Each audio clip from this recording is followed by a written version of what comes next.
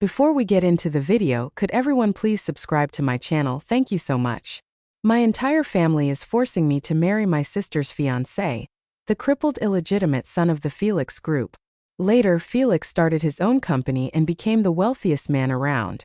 My sister immediately regretted it. I'm your fiancé. You're supposed to marry me. In the previous life, Felix did marry her, and he died a tragic death. But now both he and I are reborn. Sitting at the vanity, I let the makeup artist work on my face. Today, I was called up early to get dressed and made up for no other reason than it being my wedding day with Felix. The door creaked open and Tiffany strutted in, her high heels clicking on the floor. She looked down her nose and mocked me. "Coco, you're finally marrying Felix. Are you happy?" I just glanced up coldly at her. "Oh, I'm very happy. As long as you won't regret it later." Hearing this, Tiffany laughed heartily, clutching her stomach. "Regret? Coco, are you dreaming? Why would I regret getting rid of that cripple? Without that burden, my life can only get better." A month ago, Felix was still Tiffany's fiancé. The Portman family and the Howard family had arranged marriages since childhood, with the eldest son and daughter destined to wed. But a year ago, the Howard family acknowledged an illegitimate son who had been suffering outside for many years, skinny and with a lame leg. Yet, he was still the eldest son. For the sake of our family honor, Tiffany had to marry him. Upon hearing this, Tiffany cried and threw tantrums for days, making my parents, who adored her, very troubled. They couldn't bear to see her step into such a miserable marriage. Thus, they turned their attention to me, bringing me back from the countryside to marry Felix in her stead. In the previous life, Felix married Tiffany, but just as his career was booming, he was backstabbed by his delicate wife. She leaked confidential information to his half-brother, leading to his downfall and tragic death. But in this life, for some reason, Tiffany persuaded the Howard family to let me marry Felix instead. I smirked at Tiffany, raising my eyebrows. "Don't be happy too soon, sis. The end isn't set in stone yet." After saying that, I turned and left the dressing room. The ending wasn't set because I had been reborn. As the Howard family's servants pushed Felix in his wheelchair into the hall, the guests sighed. I glanced at the man through the crowd. His face was paler and thinner than a year ago, but still frail-looking. Only I knew this man would later become the most powerful figure in City A. At the wedding in the previous life, Tiffany cried incessantly. But this time I calmly completed my vows. Felix and I, amidst the crowd's curious and mocking gazes, finished this somewhat mismatched wedding. I became Mrs. Felix. After marriage, Felix obviously couldn't continue living in the Howard family mansion. We moved into our new house together. Back home, Felix slowly stood up from his wheelchair, limping towards me. I stepped forward. I tried to help him but was pushed away. Cold indifference filled his eyes. "I don't need your pity." I froze for a moment, then understood.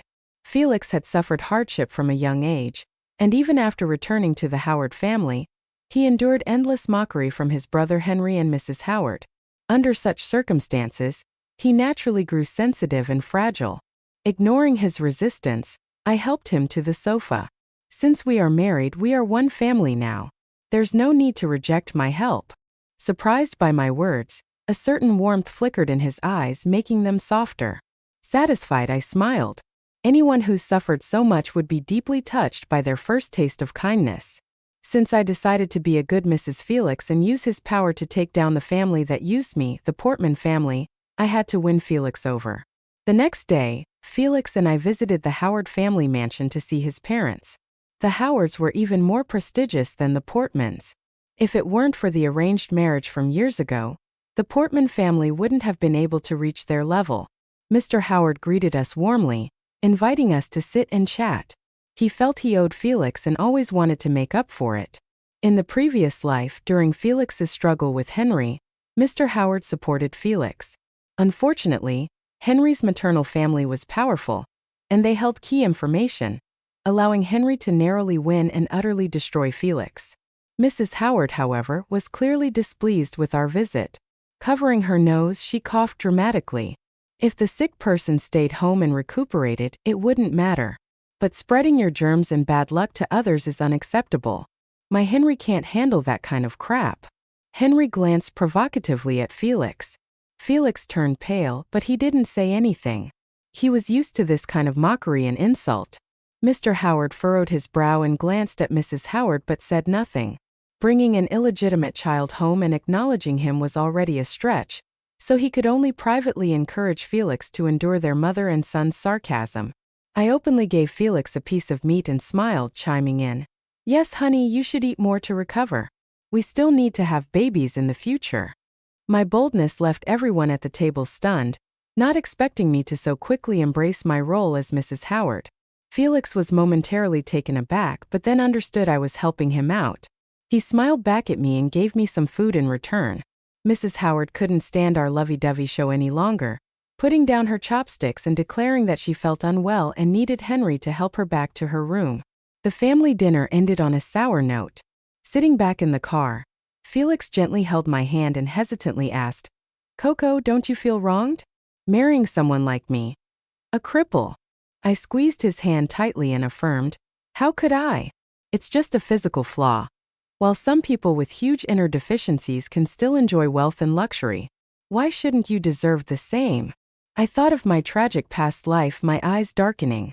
I vowed to help Felix change his fate this time, to support his career and to make those who look down on us regret it, ensuring those who harmed us paid the price. Peace didn't last long before Tiffany came looking for me.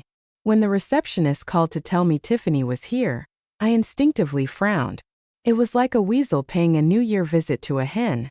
She obviously had no good intentions. But I couldn't refuse, so I let the receptionist show her in, prepared to deal with whatever came my way. Tiffany still carried herself with arrogance. She casually tossed her designer bag onto my desk, scattering my design drafts all over the floor. I frowned and asked, "Miss Tiffany, what brings you here today?" I had been reborn a year ago, just when Felix returned to the Howard family, and the Portman family brought me back from the countryside to cover for Tiffany. In my previous life, I obediently stayed home, neither competing for inheritance nor the company, just wanting to live peacefully. But Tiffany still wouldn't let me be. She hated that I could fall in love freely while she was stuck in an arranged marriage to a cripple. She resented that I could inherit all of Grandma's savings and live comfortably, so she schemed to ruin my reputation, leaving me despised and humiliated until I tragically took my own life, just to see me as miserable as she was. Given my rebirth, I wouldn't repeat the same mistakes and wait at home for others to harm me. So, I opened a studio to set more plans in motion for myself. "Coco, you know Felix isn't in great health, a cripple and an illegitimate son. You should know who will hold power in the Howard family eventually, right?" Tiffany, surprisingly cordial, spoke to me gently.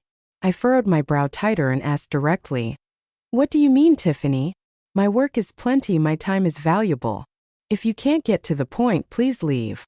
Though I had my suspicions, she dropped the pretense, revealing, "Henry wants to work with you. You know, despite being the second son, he's got strong support from his mother's side. It's almost certain he'll come out ahead in the future battle for control of F Group." "Oh." I raised an eyebrow, leaned back and asked, "Why would Henry want to work with me then?" Despite lacking maternal support, it's clear Mr. Howard dotes on Felix. Tiffany, irritated, retorted, "No matter how much Mr. Howard dotes on him, he wouldn't hand everything to a bastard. And look at him, all skin and bones.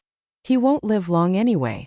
I'm pitying you, thinking of you as my sister, not wanting you to end up a lonely widow, giving you this opportunity." Ha, like anyone would believe Tiffany actually cared about me. "So what do you want?" I finally asked.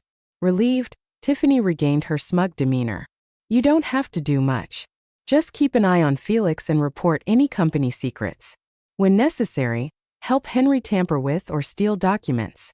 I couldn't help but laugh. "Do you realize what you're suggesting is illegal? And you're brazenly saying it here." Tiffany froze, realizing she was tricked. Before she could speak, I interrupted. "Forget it. Felix and I have a loving marriage. There's no chance for you to exploit. I'll also inform Felix about your plans."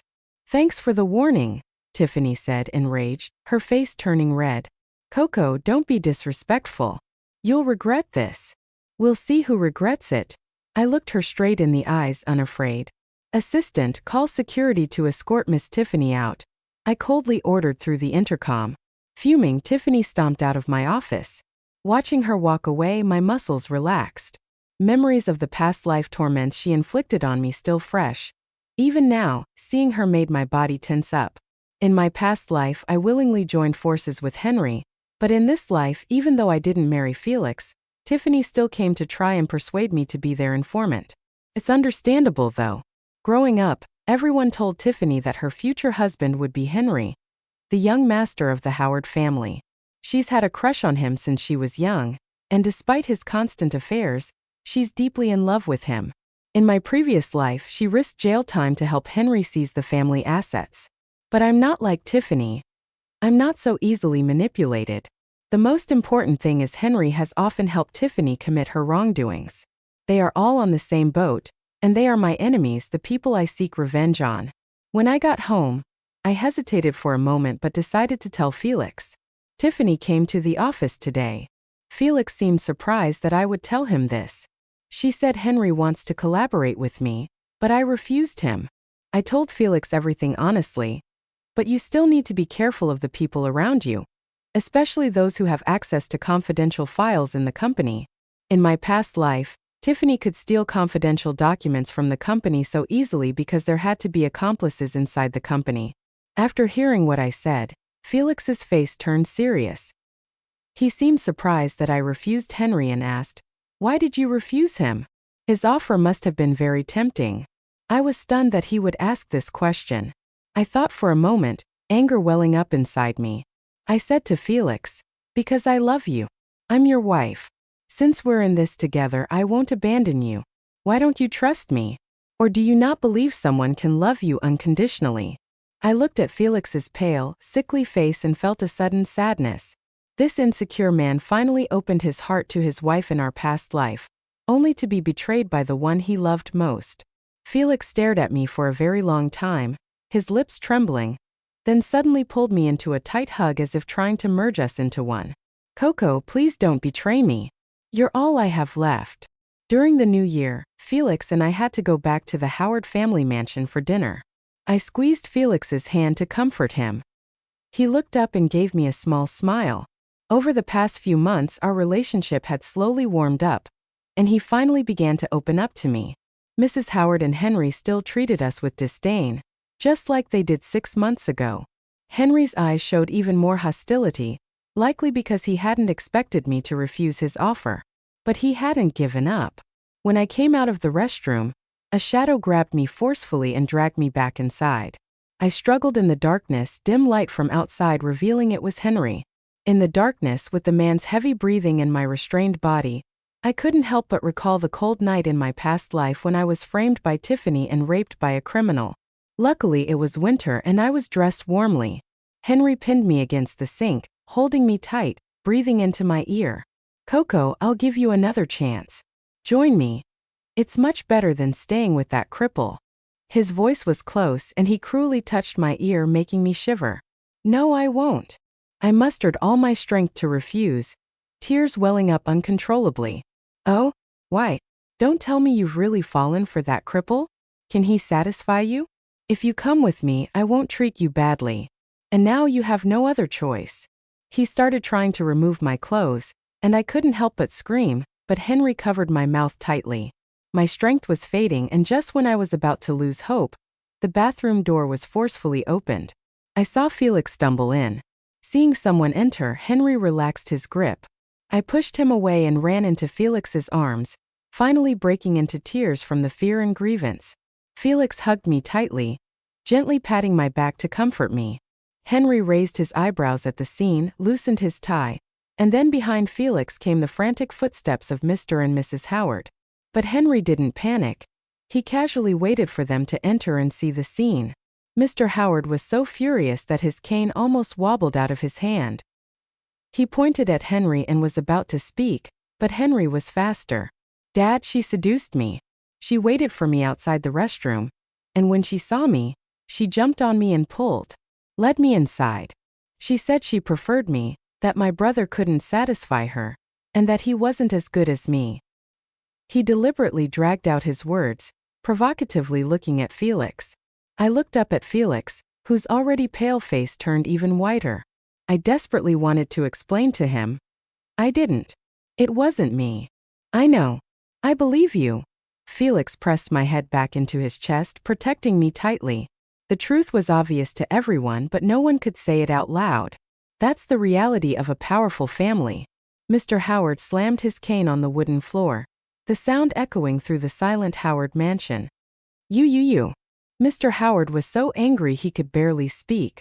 Although his health had been declining over the years, he hadn't expected his own son to commit such utterly disgraceful and unethical actions right under his nose.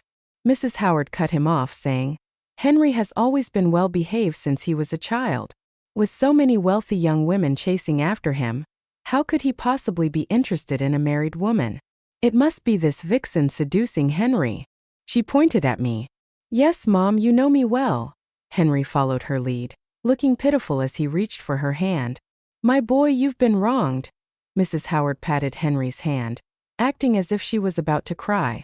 Seeing this, Felix's eyes darkened even more.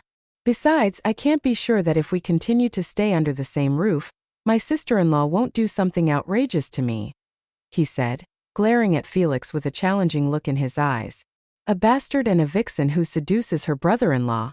How can you still show your faces in the Howard family? You've inherited every bit of that disgraceful mother of yours." Mrs. Howard picked up the taunt, shouting loudly, "Enough!" Mr. Howard banged his cane, his body shaking as if he was about to faint from anger. Felix let go of me and turned to support Mr. Howard. When he turned back, his gaze was icy as he regarded Henry and his mother. "I will leave the Howard family and start my own business. I won't fight you for the F group," Felix said coldly, leaving everyone stunned. Henry and his mother never expected Felix to leave the Howard family so willingly. I was also frozen in place. In my past life, Felix left the Howard family and started his own business, but it was 3 years later. What had happened to change everyone's actions so swiftly? Could my rebirth have triggered a butterfly effect? But I hadn't done anything at all. After leaving the mansion, my relationship with Felix deepened. In critical moments, I could see his concern for me. He noticed both Henry and I were missing from the banquet and, feeling something was wrong, rushed to rescue me without even bothering to grab his cane or wheelchair. Once Felix left the Howard family and started his own business, I could easily see he felt more relaxed, possibly because he no longer had to endure the constant jabs and pressure from Henry and his mother. Howard's help. Felix's company was successfully established and began to operate smoothly. In less than 2 years, Felix had made a name for himself in City A. People said he had a shadow of Mr. Howard in his heyday. At the beginning of the year, there was an auction, and Felix took me to attend it. I was browsing through the auction catalog when I felt a sense of familiarity. Today's first item for auction was a piece of land at the suburban sewage treatment plant, presented as the opening item. The suburban sewage treatment plant. I suddenly looked up, remembering. In my previous life, not long after the auction, the government designated this area as the site for a new metro station. It was not only a crucial part of the metro line, but also a connecting point between City A and City B. The government ended up buying the land for several times the auction price. I was about to turn to tell Felix to bid for the land when he had already raised his paddle. 1 million. The crowd was in an uproar. Everyone knew the suburban sewage treatment plant had been abandoned for years, and the land was polluted. It was useless for agriculture, forestry, animal husbandry, or fishing, and being in the suburbs meant no one would go there. Naturally, no one was going to outbid him for this piece of wasteland. Henry, sitting in the front row, also turned to watch the spectacle. Our eyes met, his filled with mockery. Felix didn't make another bid for the rest of the auction. When the event was over and people were leaving, Henry blocked our way. He looked down at us and sneered. "You waste the old man's money on worthless land? The old man must be truly blind to think you could be his successor." His tone was laced with jealousy. Felix ignored him, not even sparing him a glance, and took my hand as we left through another door, leaving Henry seething and pounding the seat behind us. When the abandoned sewage treatment plant was eventually bought by the government for $5 million, Henry was furious. But how did Felix know this land would become so valuable? A strange feeling suddenly stirred in me. From agreeing to change the marriage arrangement to bidding on the sewage treatment plant, the real changes in the story's direction didn't come from me.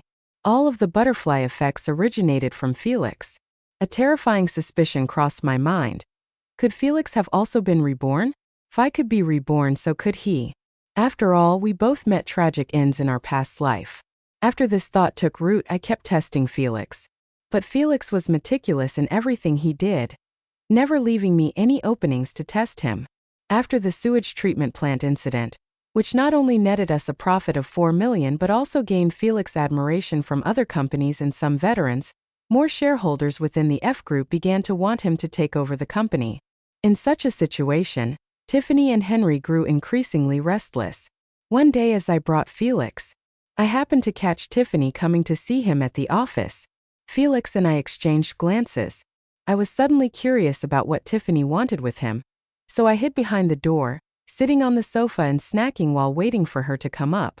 The door creaked open. I couldn't see their figures or expressions, but I could hear everything clearly. Tiffany's voice was so sweet it gave me goosebumps. After some hurried footsteps, Felix's cold voice sounded. "Miss Tiffany, stop. It's inappropriate for a man and woman to be so close, especially when I'm married to your sister, no less. Such intimate behavior is improper." "Felix, you know it should have been me marrying you," Tiffany hurriedly said. "We missed our chance 3 years ago, but if I'm willing now, do you still want me?" As she spoke, she tried to lean against Felix, forcing him to take a few steps back. It was honestly unexpected, yet somehow logical that Tiffany would extend an olive branch to Felix. In this lifetime, Tiffany didn't marry Felix, but Henry also didn't want to marry her. After all, he had his pick of women, and she was just the plainest one among them. Besides, now that she had no use to him, it was obvious he'd discard her like she was nothing. I even doubted if Henry had an affair with Tiffany in the past just because of the sister-in-law title. So Tiffany was in a panic. Henry didn't want to marry her.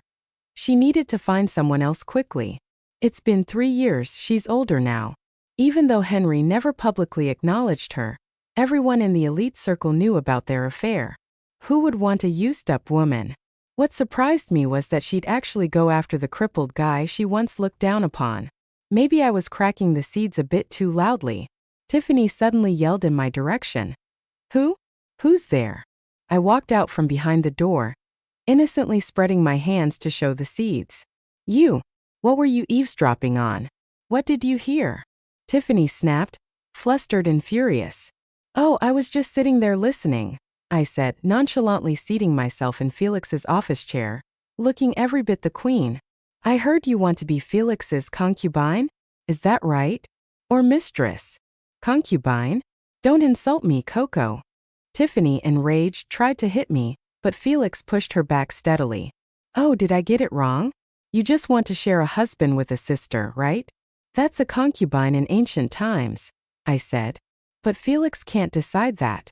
I make the decisions in our house," I continued while lounging in the chair. Felix smiled indulgently at me and didn't argue. "You should ask me." After all, in ancient times, the main wife oversaw taking concubines. I looked at her challengingly. Tiffany, knowing she had no standing, stormed out of Felix's office, slamming the door in frustration. "Did I say something wrong, honey?" I asked Felix, batting my eyelashes. Felix patted my head tenderly and said, "Whatever my wife says is right." Then he added, "But your husband here won't take any concubines." Meanwhile, Henry was even more desperate than Tiffany. Over the past 2 years, Mr. Howard's health had deteriorated, and most company affairs were managed by Henry. But like in the past, he could barely maintain the status quo and was even showing signs of decline. Under such circumstances, shareholders demanded Felix return and take over, replacing Henry. Although Felix left the Howard family to start his own business, after being recognized, he still had equal inheritance rights as Henry. Legally, he was still qualified to compete for the company. So Henry panicked. Felix and I were woken up by an urgent phone call from Henry. We exchanged worried glances. As expected, Henry's anxious voice came through the receiver, stark against the quiet night. "Dad's not going to make it. He wants to see you one last time. Come home quickly." We hurriedly got dressed and drove to the Howard family estate. Mr. Howard had a few more years in the previous life, but due to a series of butterfly effects, Almost everything had been accelerated in this world. His critical condition was anticipated. The Howard family estate was brightly lit and bustling with people, the entire atmosphere tense. Felix held my hand tightly as we walked in. I could feel his palms sweating. Mr. Howard wasn't a good father or husband, but we saw his guilt and efforts to make amends towards Felix over the years. Despite any resentment Felix might have felt, facing his father's end brought complicated feelings. We were stopped at the door and waited for a long time before Henry came out. He let Felix in but blocked me. "This is a family matter, Miss Tiffany. You shouldn't hear Mr. Howard's final words." I pressed my lips together, saying nothing, and anxiously waited outside. As time passed without movement, Felix still didn't come out. I grew worried, fearing something had happened to him, but couldn't rush in to check. "Worried about your husband, sis?" Henry's now calm voice came from behind me. The urgency from earlier was gone. I glared at him, ignoring his taunt. He wasn't annoyed, just smiled and continued. "3 years ago, you turned me down here. I wonder if you'll regret it after tonight." A chill ran down my spine, sensing something was amiss. Just then, a familiar figure whispered something to Henry. The man wore a bent baseball cap that obscured his face, but his build and profile seemed familiar. At that moment, a few police officers suddenly barged in, showed their badges, and said, "We're from the police department. We received a tip that Mr. Felix is involved in tax evasion and money laundering. There's substantial evidence. Mr. Felix needs to come with us for investigation." I was stunned, instinctively looking at Henry. He shrugged, but the triumph was clear in his eyes. "Officer, someone's framing. He's law-abiding. He'd never do such things." I pleaded, but it was in vain. No one listened to my desperate explanation. I was extremely anxious, but I could only watch helplessly as the police broke in and took Felix away. Mr. Howard was also shocked by this scene. His breathing became more rapid, and he passed away completely in the middle of the night. This farcical night finally came to an end at dawn. Everyone left the Howard family, and the news of Felix being arrested quickly spread throughout a city. Many opportunists quickly turned to Henry, and Felix's company's stock prices plummeted. It was only then that I suddenly remembered who that familiar figure belonged to.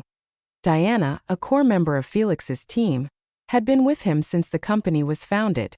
I had seen her at the company a few times, and she always warmly called me sister-in-law. I never doubted her. But she was at the Howard family last night. I could almost immediately confirm she was Henry's man.